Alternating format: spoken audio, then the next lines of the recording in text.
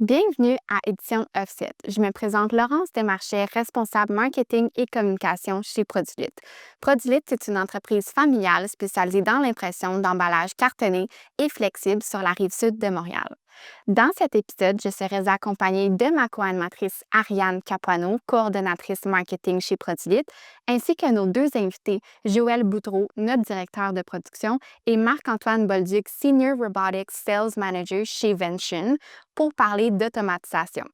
Vous pourrez comprendre le fonctionnement de l'automatisation, les étapes clés pour l'intégration de ce projet dans une entreprise, les défis à anticiper, la rentabilité ainsi que les tendances qui façonnent ce domaine. Bref, c'est un sujet plus pertinent que jamais.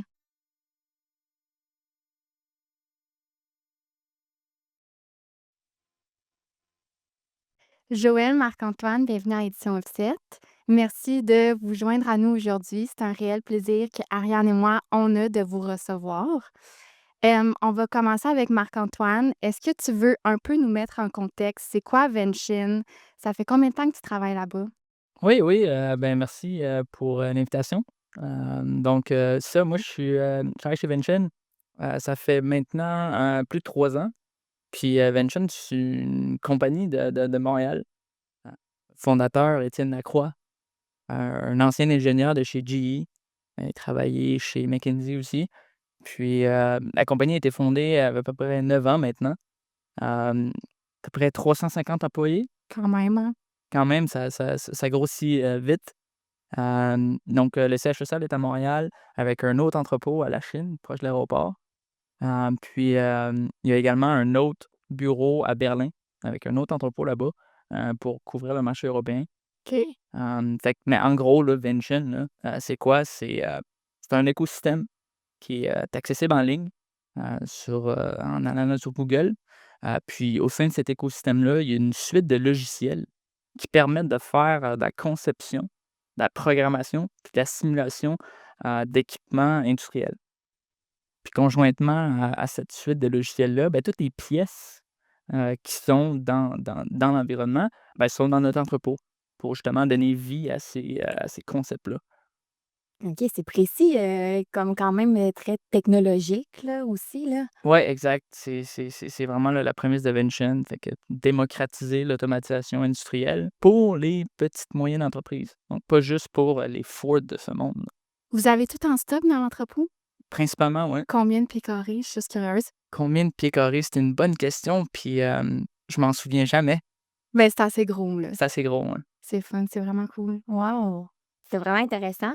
Puis, la collaboration entre Vention et Produlit a commencé, quand même récemment, à peu près, dans la dernière année, si je comprends bien, là, dans les projets. Joël, tu peux-tu nous expliquer un peu ça a commencé comment, cette collaboration-là? Comment vous avez rencontré Vention? Comment vous avez, commencé les premières étapes, de ce projet-là? C'est sûr que mon patron en chambre, voulait vraiment qu'on commence à automatiser, un peu notre production. Fait que j'ai commencé à faire plusieurs recherches, de trouver un partenaire solide pour nous orienter dans ce OK, projet-là. c'est toi qui as trouvé Oui, Vention. on a fait plusieurs recherches, fait qu'on a entendu un peu, Vention, je pense que c'était, un événement à Montréal, quelque part. Je pense que ça a parti de là.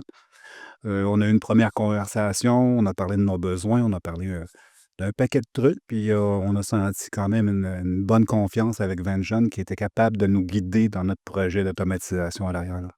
Wow! OK, fait que ça a commencé, par des petites conversations pour, entamer les premières étapes.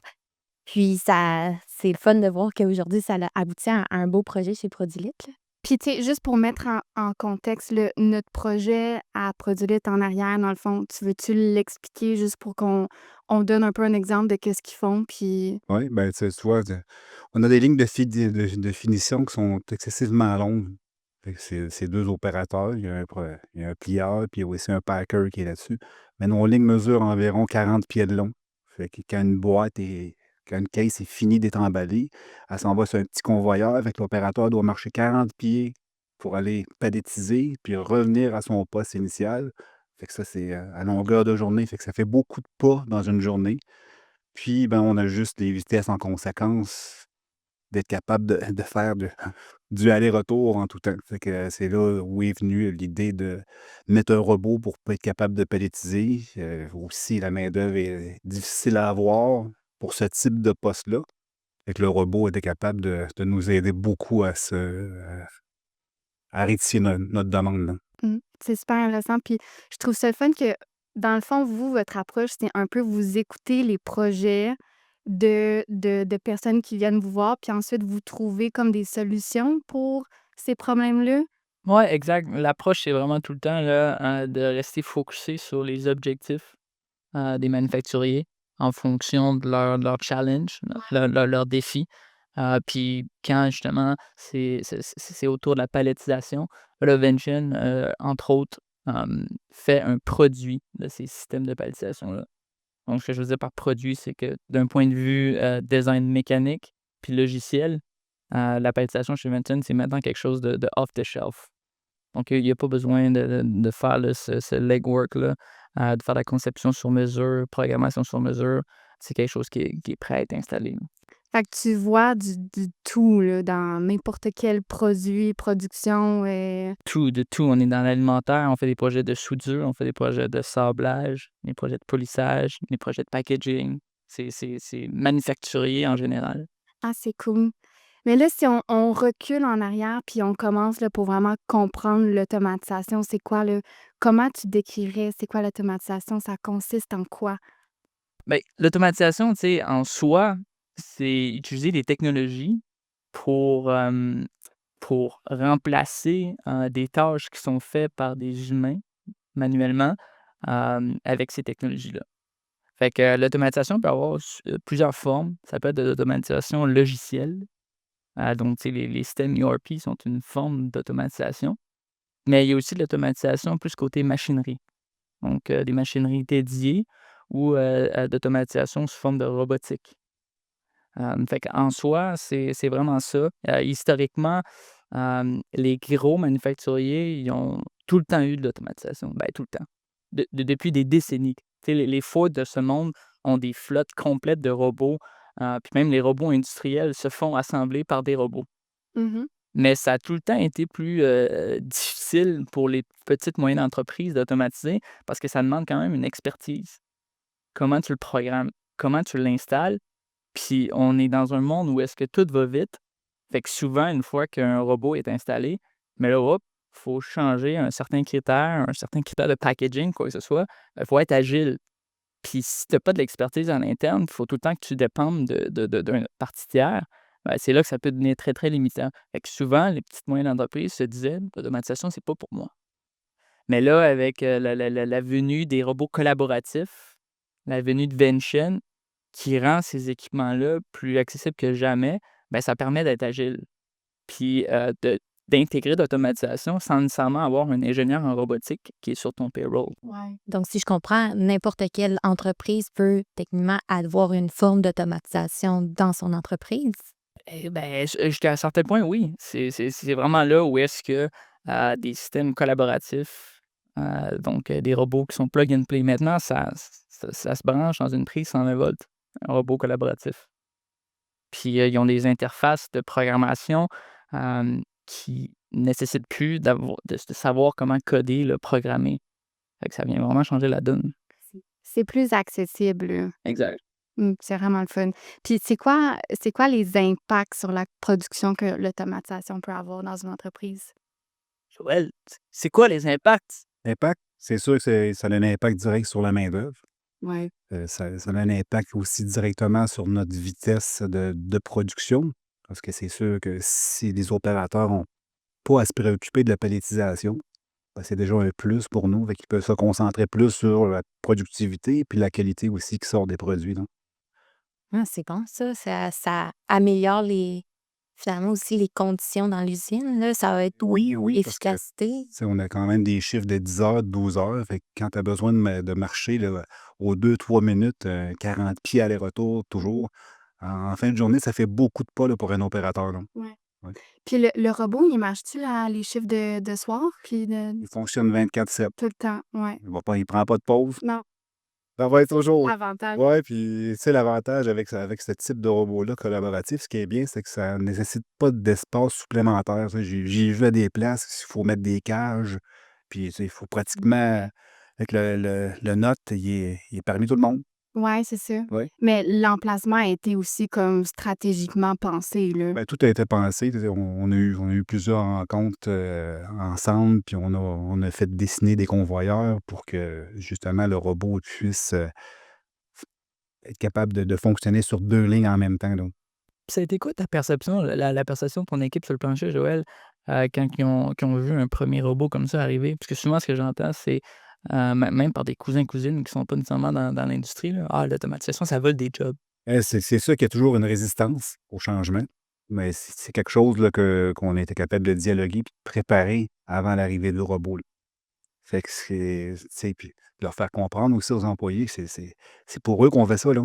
Ouais, c'est ça. C'est un peu pour eux parce tu sais, en bout de ligne, on veut leur bien, là, on veut pas les brûler, à chaque heure de travail parce qu'ils ont marché tellement de pas que fait que c'est grosso modo, la 1re chose à quoi on a pensé, c'est le bien-être de nos employés, là. Ouais, c'est ça. Faut vraiment le voir comme un atout un peu de plus et non un autre employé qui vient voler ta job, là. C'est ça, tu l'as bien dit, là. Ça a été quoi maintenant que le robot est en place depuis quelques mois, c'est quoi maintenant leur perception face à ça? Ben, je vais te dire que ça a pris naturel assez rapidement, là. Ouais, hein? Les gens, il arrive un petit quelque chose avec le robot, là, il faut qu'il fonctionne le robot, là. Il faut qu'il fonctionne. Fait que, tu sais, on a une personne dédiée sur le plancher qui c'est lui l'expert du robot, là. Fait qu'on laisse pas jouer n'importe qui là-dedans. C'est qu'il y a une personne qui est un petit peu plus, habile, au niveau de la programmation parce qu'il faut quand même faire de la programmation de palettes puis, des patterns. Fait que il y a une personne qui est dédiée à ça, là. Donc, j'imagine il y a eu une certaine formation pour cet employé-là pour, être en mesure d'opérer, le robot comme il faut puis Ouais, que on était 3 personnes à être formées OK. au départ. Fait qu'on est 3 personnes qui est capable de faire marcher puis de s'orienter bien là-dedans. Puis si jamais il y a des choses là qui nous dépassent, mais on est capable de faire des appels, live, ce qui est bien. Puis il y a un technicien, en ligne avec nous là, puis il nous dirige pour être capable de régler les problématiques. Mais tu sais, c'est un point sur lequel je voulais toucher, comme Vention a quand même un support system assez puissant, là, quand il y a un enjeu avec le robot, la ligne, tout, là. Ouais, exact, c'est ça. Dans le fond, le robot, il se contrôle avec, une tablette. Une tablette, similaire à un iPad. Ouais, OK. Puis, sur cette tablette-là, ben, c'est là que tu peux changer, la programmation du robot. C'est là que tu peux l'opérer. Puis, il y a un bouton là, qui permet d'appeler notre équipe de support. Puis ça, c'est une équipe d'à peu près 10 ingénieurs qui sont chez Vention. Puis, il y a un temps garanti de réponse en dedans de 10 minutes. Ah ouais? Puis après 24/7. pas encore, on travaille là-dessus. Avec l'équipe européenne, ça nous aide, tu sais, avec le changement des fuseaux horaires. Mais ça permet justement d'avoir un FaceTime avec cette équipe de support-là pour, troubleshoot ou ben, aider la personne qui est pas nécessairement formée à opérer la machine. Wow! OK, c'est vraiment, on est outillés quand on entame un projet, comme ça. C'est rassurant pour des entreprises aussi, j'imagine que Qui ont jamais fait ça. exactement, ou qu'ils ont pas les outils nécessairement, à l'interne que pour, être en mesure de le réparer si jamais il y a quelque chose ou quoi que ce soit, là. C'est vraiment, très intéressant. Si je reviens à des aspects, des débuts, là, quand les projets d'automatisation, commencent, on a parlé de plusieurs rencontres, mais c'était quoi les sujets, les éléments que vous avez abordés? Comment, ça a été quoi les aspects que vous deviez considérer à entamer, entamer un projet d'automatisation comme ça? Puis j'aimerais vraiment avoir la perspective autant de Joël, qui a été comme le client de Vention, puis comment Vention vous préparez aussi à présenter, par exemple, un projet d'automatisation à une entreprise, On a eu quelques rencontres physiques pour voir la faisabilité du projet, parce qu'on voulait pas 2 robots, on voulait un robot qui est capable d'alimenter 2 lignes. Mmh. Fait qu'on il y a eu des mesures, des discussions, des choses que après ça, ben, on a eu plusieurs rencontres, par courriel. Par courriel, on se parlait régulièrement, les suivis, où est-ce qu'on était rendu dans les projets. Fait qu'il y avait vraiment un suivi serré sur tout le déroulement puis, l'implantation du système. On a visité aussi, chez eux. J'ai vu l'usine. C'est excessivement grand. Combien de pieds carrés je vais ranger ça? C'est grand, c'est vraiment grand. Fait que de voir tous les robots sur place, puis ils nous ont mis vraiment en confiance. C'est ce qui était important d'embarquer dans un projet comme ça, parce que c'est beau d'acheter un robot, mais il faut avoir une équipe en arrière qui est capable de supporter, là. Mais tu avais déjà ton idée un peu de ce que tu voulais en arrière dans ta production, là? Parce qu'il y en a quand même une multitude sur le marché de robots, des gens qui vendent des robots, mais ça s'arrête là. Donc, est-ce que quelqu'un qui se lance en automatisation doit avoir une certaine connaissance initiale de qu'est-ce qu'il recherche ou on peut partir de... Mais Joël, c'est un passionné. Ouais, on aime bien ces trucs-là. Oui, on le savait qu'est-ce qu'on recherchait. OK. Puis c'est juste de voir la faisabilité de. Parce que c'est beau d'avoir le robot, mais après ça, il y a tout ce qui va avec, les types de cases qu'on utilise, les poids de caisse, le tape qui colle les boîtes. Fait que ça, tu sais, ça va jusqu'à là, là. C'est très technique aussi, Ouais. autant de votre côté que dans la conception du robot comme tel, là. Faut On a faut vu, analyser, on a vu, nous, Produlit, se réagiter, OK. le fournisseur de caisse, Par après, là. par après, Mmh. parce que on a besoin, c'est vu que le robot, lui, il va toujours, toujours, toujours à la même place, mais il faut s'assurer qu'il Il y a une précision. y a une précision sur le type de caisse qu'on achète. Fait qu'on a tous ces petits détails-là qui font en sorte qu'aujourd'hui, on a des super bons résultats. Ah, c'est vraiment intéressant. Puis de ton côté, Marc-Antoine, toi, comment tu abordes ça, un premier projet d'automatisation pour quelqu'un, par exemple, qui n'a aucune connaissance? Ça doit quand même arriver souvent, dans les entreprises, Ouais, le produit lait, Joël, c'est une équipe qui était justement, là, il y avait ce luxe-là de savoir où est-ce qu'ils s'en allaient. Je pense que ça faisait un bon moment là, qu'ils faisaient leurs recherches. Mais bien souvent, on on m'arrive puis on sait pas vraiment là où qu'est-ce qu'on veut faire. On veut automatiser, mais on sait pas où, on sait pas comment. Fait que moi, c'est mon travail, c'est justement d'épauler ces manufacturiers-là. Puis mon 1er focus, c'est toujours c'est quoi l'objectif? Pourquoi tu veux automatiser? Est-ce que c'est pour avoir des gains de productivité? Est-ce que c'est pour diminuer, vos problèmes de qualité? Est-ce que c'est, pour la sécurité? Puis ou, pour une optimisation de coûts? Puis bien souvent, il y a plus qu'un facteur, mais quand on s'entend, sur un objectif commun, ben, après ça, ça aide toutes les étapes là qui suivent. Donc, tu sais, à la conception d'un équipement, on veut pas le over design ou l'under design, tu sais, on veut vraiment avoir quelque chose qui répond aux objectifs. Puis après ça, c'est de diagnostiquer, le processus qui est automatisé, comment qu'on le segmente en tâches.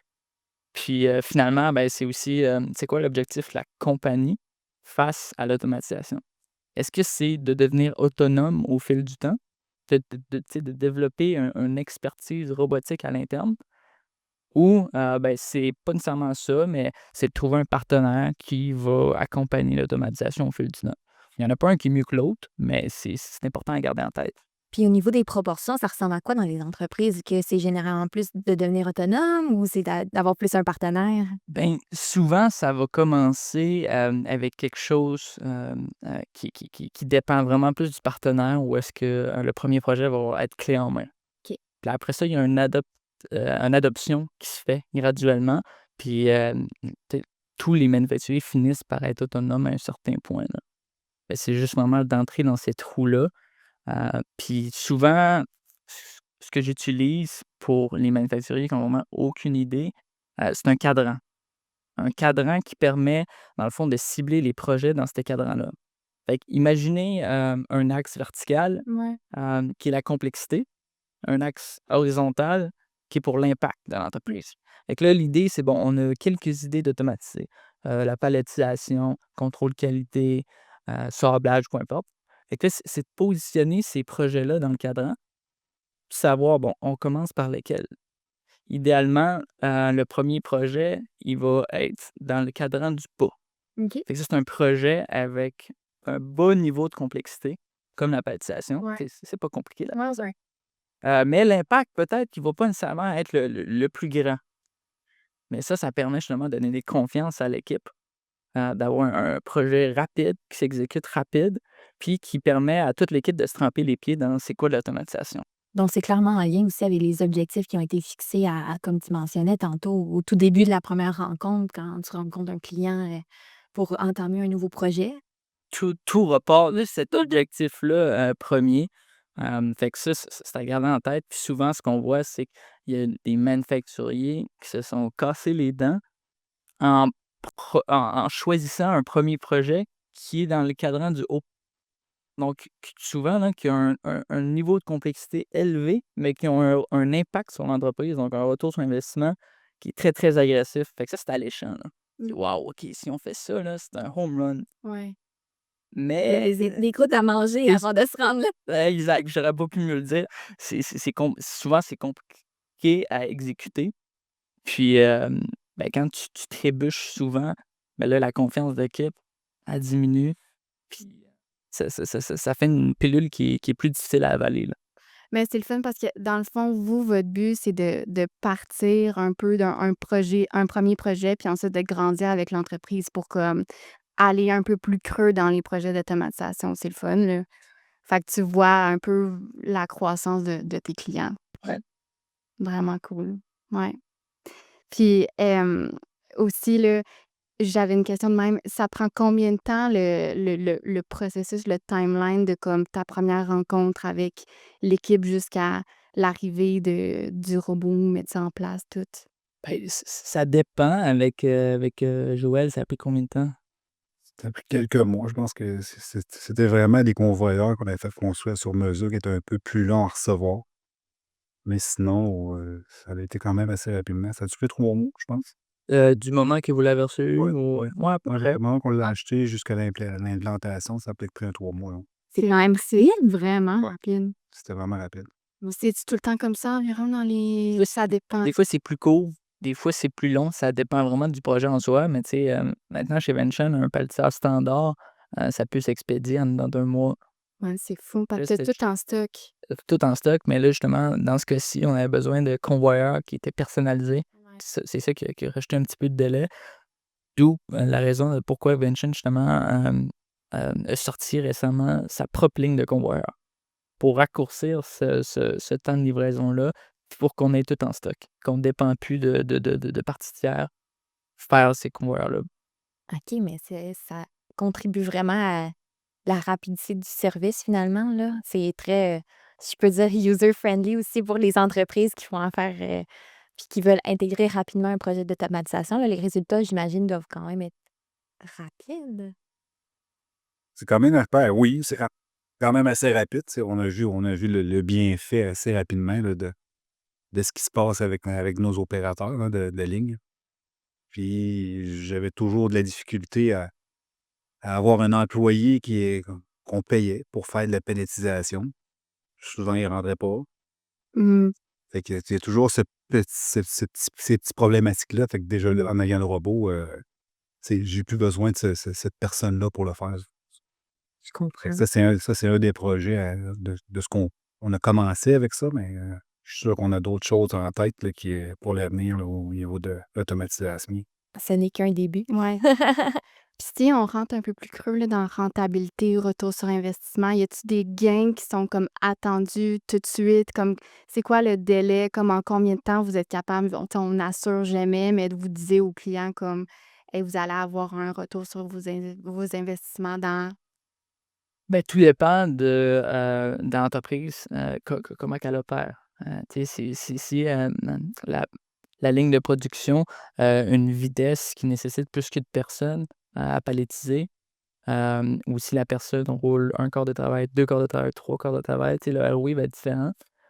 Fait que ça, bien souvent, on aide les manufacturiers à calculer la ROI. Il y en a qui sont indépendants à ce niveau-là, puis c'est bien correct. Mais tu sais, traditionnellement, avec Vention, l'investissement nécessaire pour acheter un système de pelletisation, par exemple, ça équivaut à peu près 65 000 américains. OK. Puis après ça, le retour sur investissement est en moyenne de 1,4 années.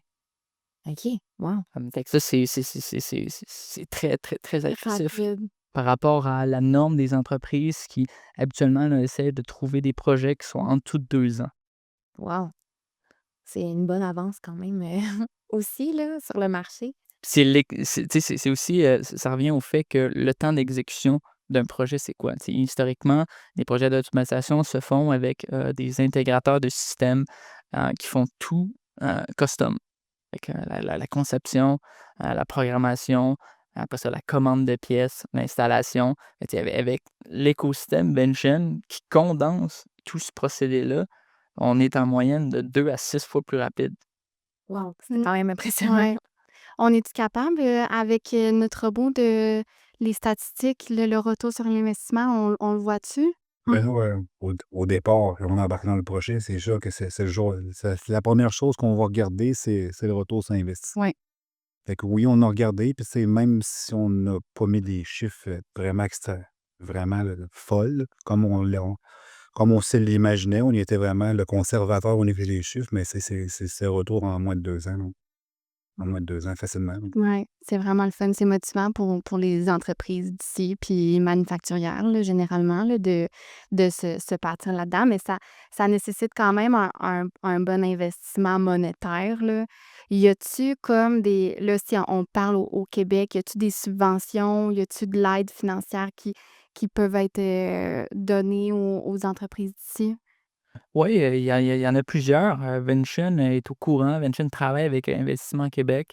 Fait que, tu sais, on fait des recommandations, on donne les grandes lignes aux manufacturiers. On n'accompagne pas nécessairement là, en profondeur, mais il y a le programme ESSOR OK. d'Investissement Québec. Il y a un nouveau programme aussi qui est la vitesse grand V, si je me trompe pas. Puis les municipalités aussi Ouais. ont différents programmes. Fait que le Québec, oui, aide, les entreprises à ce niveau-là. Mais c'est le fun que ce soit comme un service un peu complémentaire que vous offrez à vos clients parce qu'on s'entend que de trouver des subventions, c'est très difficile, là. Ça peut être une job à temps plein. Fait que d'avoir ce support-là, c'est quand même un plus-value là, d'un point de vue client, là. J'imagine les entreprises ont souvent besoin de ce soutien financier-là aussi pour l'intégration de leurs projets, par exemple, d'envergure, dans les cadrans de zoo, comme par exemple. Mais j'imagine que ça demande un peu plus de subventions. Est-ce qu'il y a différents types de subventions, selon le projet d'automatisation ou c'est plus général? Souvent, c'est vraiment lié à l'automatisation puis le gain en productivité. OK. OK, donc c'est vraiment des critères plus spécifiques, Ouais, comme, par rapport à un projet d'automatisation. exact. OK. Ça peut aller jusqu'à combien?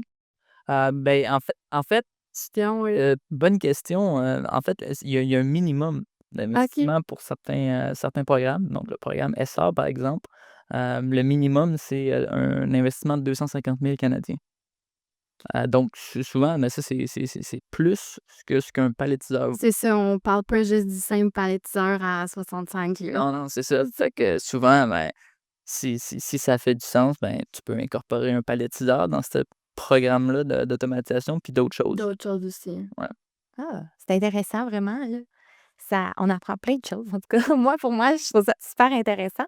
Heu, si on retourne un peu sur les tendances présentement sur le marché, là, c'est quoi les grosses tendances en automatisation actuellement? Autant sur le marché québécois, sur le marché américain, est-ce qu'il y a des différences par rapport à ça? Je sais pas trop quoi répondre à ça, mais tu sais, par contre, c'est sûr que les tendances, je pourrais dire donc c'est de palettiser, de râper des palettes, c'est des jobs à répétition qui sont faciles à faire puis qu'on est capable on est capable facilement d'automatiser. Fait que c'est ce genre de choses-là qu'on regarde présentement, là. C'est la palettisation et une fois que la palettisation est faite, il faut les râper les palettes, Ouais. les envoyer à l'expédition. Fait que c'est tout ce petit chemin-là qu'on est capable d'essayer de penser à faire en sorte que ça on est capable de réaliser au niveau de l'automatisation, là. OK, si je comprends bien, quand même des projets de robotisation de base, là. C'est tout ce qui est gestes à répétition. Ouais, OK. Fait que c'est là-dessus qu'on essaie de mettre de l'emphase. C'est facile à robotiser, puis on tu sais, on est sûr d'avoir du succès avec ça. Puis surtout dans notre domaine, il y a beaucoup il y a beaucoup de places où ce que c'est beaucoup de la répétition constante, toujours la même chose. Fait que c'est facile à ce moment-là d'automatiser ces choses-là.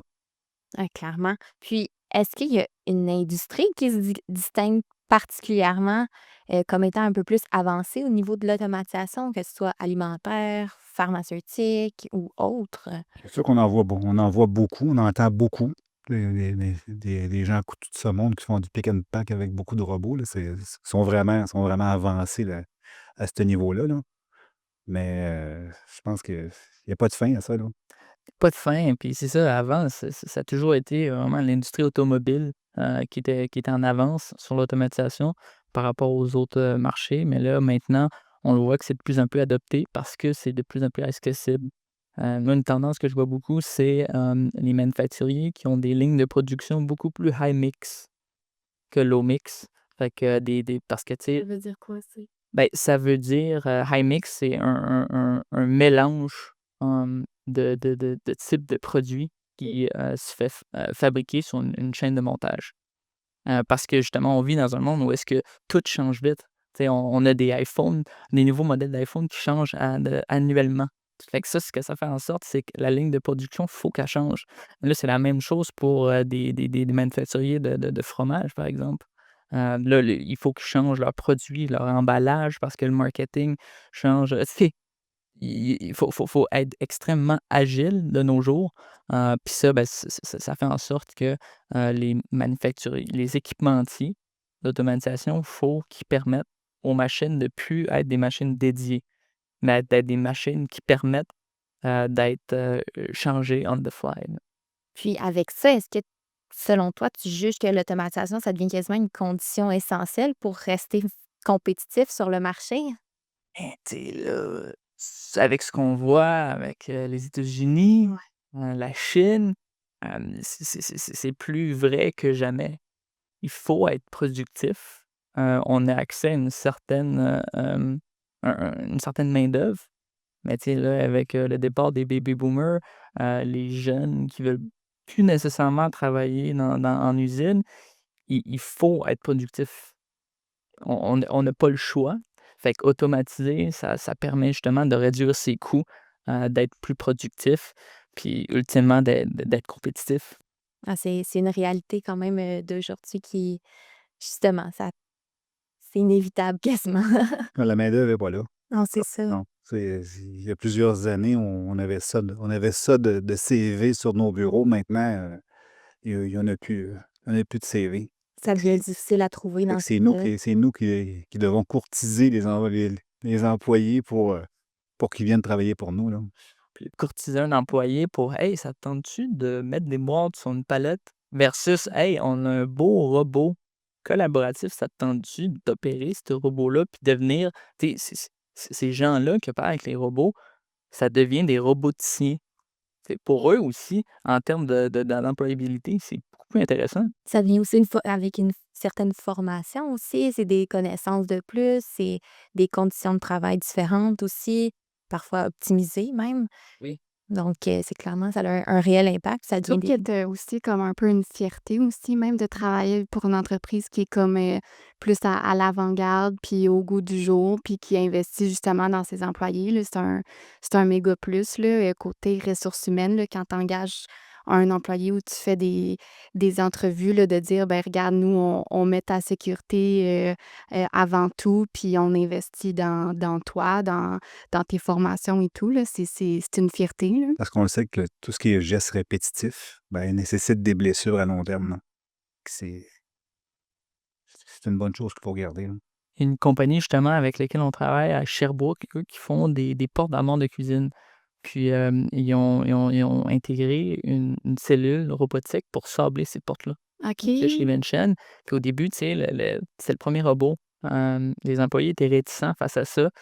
Hem, Puis là, maintenant qu'il est en place puis qu'il fonctionne, hem, les gens demandent d'être au poste de sablage avec le robot. Oh mon Dieu. Puis avoir avant, un revirement de situation. parce qu'avant, c'était quasiment une punition de se faire envoyer, sabler des portes. Puis là, maintenant, «Oh, c'est cool, le robot. Je peux-tu aller travailler au poste de sablage?» Ouais. Tu sais, le changement de perspective Oui, et oui, il faut clairement. Mais c'est impressionnant aussi, c'est quand même imposant comme structure, c'est comme quelque chose qu'on connaît pas nécessairement. Fait que quand que ça rentre à quelque part, c'est comme tout le monde le regarde, mais éventuellement, tu sais, apprends un peu à pas l'apprivoiser, mais à travailler avec, puis c'est moins intimidant, là, j'imagine? oui, tout à fait. C'est cool. Hem, Si on finit là, avec un conseil pratique, là, c'est quoi le conseil principal que tu donnerais à une entreprise qui veut se lancer dans l'automatisation? Mon conseil, ce serait, de juste faire le premier pas, de s'éduquer puis d'évaluer, bon, ça représenterait quoi ajouter de l'automatisation à mon usine, puis où est-ce que je pourrais commencer? Puis parce qu'il y a plein d'inconnus, parce que c'est pas nécessairement, bien, advertised, je peux me permettre. Fait que ça serait de faire ce premier pas-là, puis ce serait de pas faire l'erreur classique de miser sur le projet qui a le ROI le plus, agressif, et vraiment là, y aller avec un quick win. Mais je trouve ça intéressant le cadran là, que tu as présenté tantôt, là.